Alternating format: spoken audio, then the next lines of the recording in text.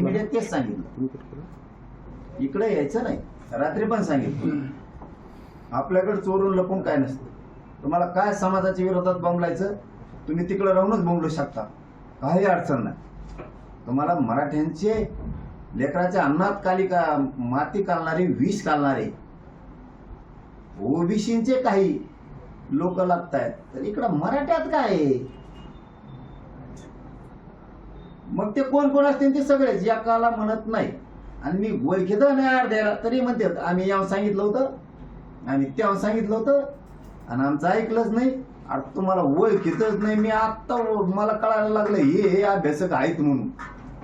आणि जे अभ्यासकाला देता आलं नाही ना ते आम्ही गरीब लोकांनी दिलंय. फक्त मी जीव याच्यासाठी लावतो की समाजाचा भाग आहेत बिचारे. काही संघटना, काही अभ्यासक, काही समन्वयक जीवाचं रान केलं ह्या बिचाऱ्यांनी समाजाला मिळावं म्हणून. सरकारनं त्यांचं कधीच ऐकलं नाही. तर मग माझ्या लक्षात आलं आपल्या माध्यमातून त्यांचं चालू. किती प्रामाणिकपणा पाहिजे याच्याशिवाय, किती प्रामाणिकपणा पाहिजे याच्यापेक्षा आणखी. मी ठरवलं की बिचारे अभ्यास सांगतेत, पुस्तक वाचून वाचून परेशान झालेत, काही काही मथरे झालेत आमच्या. नाही ऐकलं या सरकारनं, म्हणजे 40 वर्षाच्या 50 वर्षाच्या सरकारमध्ये. आता चला ना आपण सन्मान देऊ, आपण त्यांचं म्हणणं मांडून पुढे चालू. पण काहीला आता 2 खेळी खेळायचे असतात. 2 खेळीवाला आम्ही इथून पुढच्या काळात टिकून देणार नाही. मराठा समाज बी त्यांना गिनणार नाही. मग मी पण नाही, ही शेवटची संधी त्यांना मीडियाच्या माध्यमातून सांगतो, ही शेवटची संधी. एकच बाजू धरायच्या, तिकडचं ज्ञान इकडं पाजळायचं नाही, सरकारचं ऐकून. परत इकडे यायचं म्हणायचं गेलो नाही त्यांच्या पांगेला की नाही खेळ ईद असते टोले. मग असं आहे की तुम्ही तुमचे भाषण आम्ही आताच्या दौऱ्यातले ऐकले. त्या दौऱ्यात विषय चालला होता आपला सारथीचा. सारथीच्या ज्या योजना बंद पडल्या त्या सगळ्या योजना पुन्हा सुरू करून घ्यायच्या म्हणून पंच बंद केल्यात. ओबीसींना काय सुरू आहे, मराठ्यांना काय सुरू नाही, हे सगळं सुरू करून घ्यायचं सारथीच्या मार्फतचं. पंजाबराव देशमुखांपासून सगळं ही झाला आपला क्लिअर विषय. सरकारनं 30 मेच्या आंदोलनात आपण पुन्हा जे आंदोलन केलं त्यावेळेस ओबीसीचा जे आर काढला. बघा किती फसवायचं असतं एखाद्या. 3 महिने झाले त्या जे आरची अंमलबजावणी नाहीये. पोरांनी ऍडमिशन घेतले, पूर्ण फीस दिली. काय पागल समजता का आम्हाला तुम्ही? शिंदे आणि फडणवीस, समाजाने तुम्हाला गोड बोललो, डोक्यावर घेतलं म्हणून तुम्ही समाजाच्या डोक्यावर मुतणार का? ही कोणती शाळा आहे? मी समाज मरू देणार नाही. तुम्हाला राजकारणातून संपूर्ण समाज मरू दिला जाणार नाही. फीस पूर्ण घेतल्या त्याच वेळेस सांगितलं होतं आम्ही, फीस शाळावाले सगळे मागायले. तुम्ही हसन मुश्रीफ साहेबांच्या मंत्रालयाचं पत्र काढा, दादा भुसे साहेबांच्या मंत्रालयाचं पत्र काढा, चंद्रकांत दादा पाटलांच्या काढा, तुम्ही कृषी मधलं काढा, सगळे पत्र काढावं लागते. तुम्हाला ओबीसी मंत्रालयाचं पत्र काढावं लागेल, तेव्हा हे अधिकारी हे करतील. तुम्ही राज्यांतर्गत ऍडमिशन, देशांतर्गत ऍडमिशन घेतलेल्या पोरांना सुद्धा महाराष्ट्रातल्या पोरांनी तिकडे ऍडमिशन घेतल्यामुळे सवलती लागू होणार आहेत असं सांगितलं. केल्या लागू सवलती? तुम्ही सवलत लागू म्हणा आम्ही लय दिलं. अरे ज्यावेळेस तुम्ही दिलं, आम्ही दिलंच म्हणलो. फडणवीस साहेबांनी त्या शब्दांत दुखवलं नाही वर्षात, एकही शब्दांत दुखवलं नाही एकही. कारण आम्हाला वाटलं आता आमच्या समाजाचं कल्याण करायला काहीच करणार तुम्ही पुढं. तुमच्या स्वतःच्या मंत्रालयाचा काढला नाही तुम्ही. प्रताप सरनाईक साहेबांनी त्यांच्या बलिदान गेलेल्या कुटुंबासाठी जे आर काढला. उदय सामंत साहेबांनी त्यांच्या मंत्रालयाचा काढला, MIDCचा. महावितरण मध्ये सुद्धा पोरांना शैक्षणिक पात्रतेनुसार बलिदान गेलेल्या कुटुंबाला नोकऱ्या द्यायचं काढला. तुम्ही काढला जे आर. इथंच भावना कळते तुमची मराठ्यांविषयी किती पोटदुखी आहे. नसता आम्हाला बोलायची गरजच नव्हती. आम्हाला ह्या गोष्टी काही करायचीच गरज नाही. बलिदान गेलेल्या कुटुंबाचे काहींचे पैसे तसे राहिले, काहींच्या नोकऱ्या राहिल्या. का बरं तुमचे अधिकारी सांगितलं नाही कलेक्टर ऑफिस मधून त्यांना की बाबा रे तुम्ही MIDC महावितरण मध्ये नोकऱ्याला अर्ज करा, तुम्ही ST महामंडळात अर्ज करा, आम्हाला सरकारच्या ऑर्डर आहेत की ताबडतोब यांना नोकरीवरती घ्या. केलं तुम्ही मला आंदोलन सुरू झाले की 6 महिन्यानं सांगितलेले महाराष्ट्रातल्या सगळ्या केसेस मागे घेतल्या तुम्ही. अरे किती जीव घेणार आहे त्या गरीब समाजाचा. खोटे नाट्य गुन्हे दाखल केले पोरांवरती. तू कशामुळे केले? आमच्याच महिलांवरती, आमच्यावरती क्रूर हल्ला केला. पुन्हा त्या भानगडीने करायच्या. आता पुन्हा भानगडी नाही करायच्या. वेळेप्रसंगी डाव फिरू शकतो. आंदोलन मुंबईत सुद्धा येऊ शकतंय. तुम्ही तराला लावू नका. फायनल अंतरवालीच आहे. मला काय माझ्या समाजाला सांगितलं, मी मुंबईत गेलं तरी तुम्हाला आरक्षण पाहिजे, अंतर्गत असलं तरी आंदोलन पाहिजे. मी कुठेही करू, तुमच्या लेकराचं कल्याण कराल ना. माझ्यावरती समाजाने फक्त प्रामाणिकपणामुळं, समाजाशी गद्दारी न केल्यामुळं आयुष्यात समाजाच्या विरोधात शब्द वापरला नाही राजकारणासाठी. म्हणून पश्चिम महाराष्ट्र इतिहास घडवला आहे. पश्चिम महाराष्ट्र अर्धा राहिलाय, परेशान करायला आम्हाला. आमच्याकडे पण या, आम्ही वाट बघतोय. पण मी माझ्या सगळ्या मायबापांना सांगतो, मला पश्चिम महाराष्ट्रात आता राहिलेल्यात येता येत नाही, तब्येत खराब आहे. मराठवाड्यातही शक्यतो दौरा होईल का नाही माहित नाही, पण लय आग्रह धरलाय. तब्येतीवर शेवटी अवलंबून आहे. विदर्भातल्या बांधवांना माझं हेच सांगणं आहे, जर माझं येणं झालं नाही तर तुम्ही आपण आपल्या गावात बैठका सुरू करा. कोणाची वाट बघू नका. आमच्याकडे घेऊन नाही आला म्हणून आम्ही बैठक नाही घेतली. घराघरात जा आणि सगळ्यांना सांगा 29 ऑगस्टला अंतरवालीत जायचं. यावेळेस शेवटचा निर्णायक लढा करायचा. मराठ्यांची एकही मागणी म्हणतोय मी, माग ठेवायची नाही.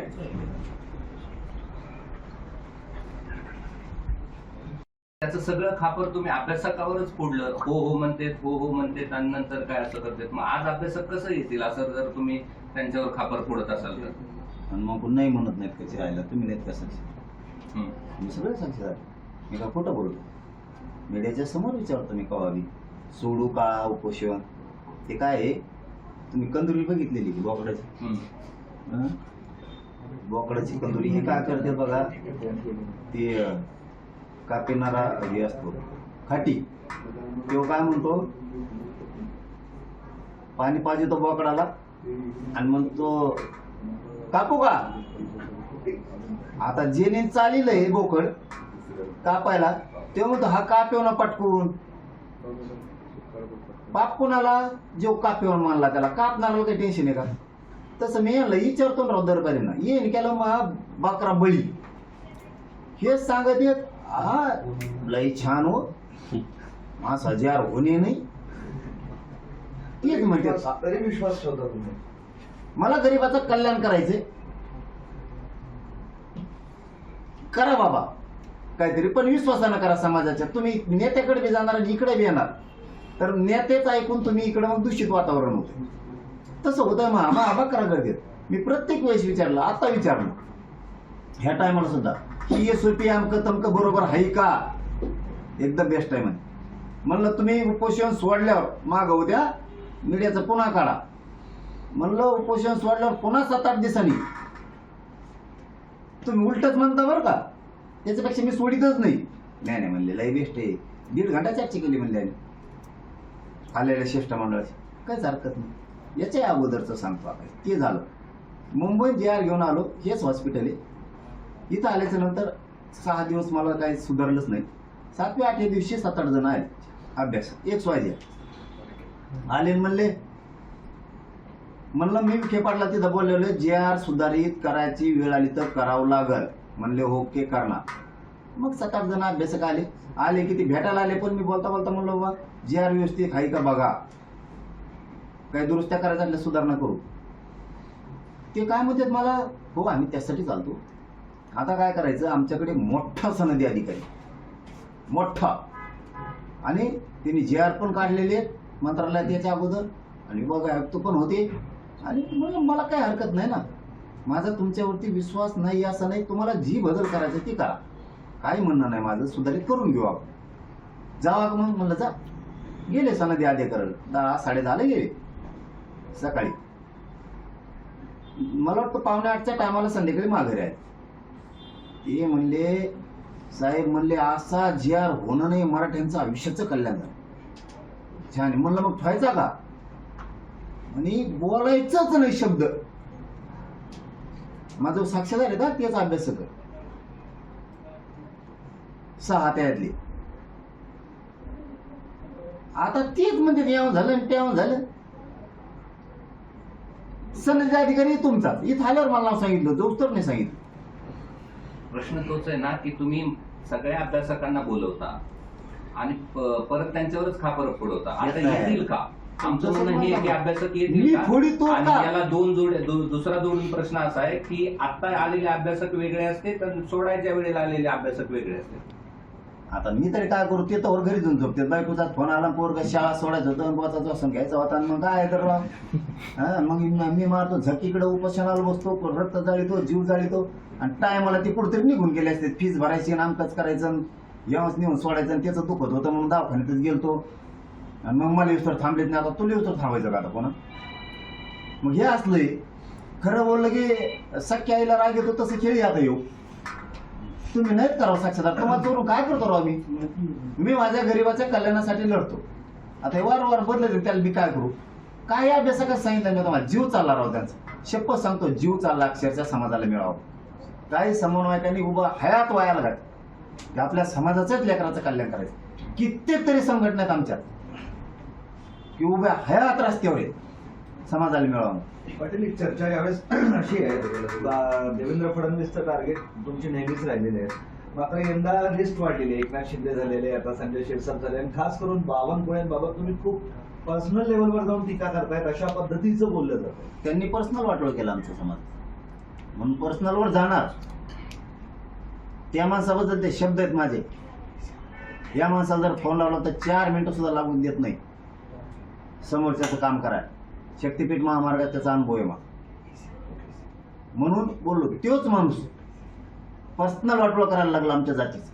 त्यांना जातीवाद करायची अजिबात गरज नव्हती, मराठ्यांवर अन्याय करायची अजिबात गरज नव्हती. अजिबात काही संबंध नाही त्यांचा आमच्याशी. आमच्या व्हॅलिटी रद्द करायचा काय अधिकार नाही. आणि मी समाजाचा आहे. तुम्ही जे म्हणलात ना, यावेळेस शिंदे साहेब सुद्धा बोलले, जे चुकला ते मी सोडणार. माझ्या जातीला पेक्षा मी कोणालाच मानत नाही मोठं.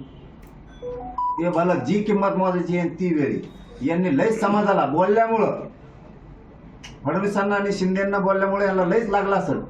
आणि हे जर जास्त वाटोळ करणार राहतील मराठीचं, तर आम्ही यांचं राजकारणात पुरं वाटोळ करून टाकणार. आमचं वाटोळ तर आम्ही यांचं सुद्धा वाटोळ करणार. यांना वाटतं सत्ता आमच्या हातात आहे, घेऊन लयच बोलला ना, आता प्रमाणपत्र रद्द करायचे, मराठीचे प्रमाणपत्र द्यायचे नाही.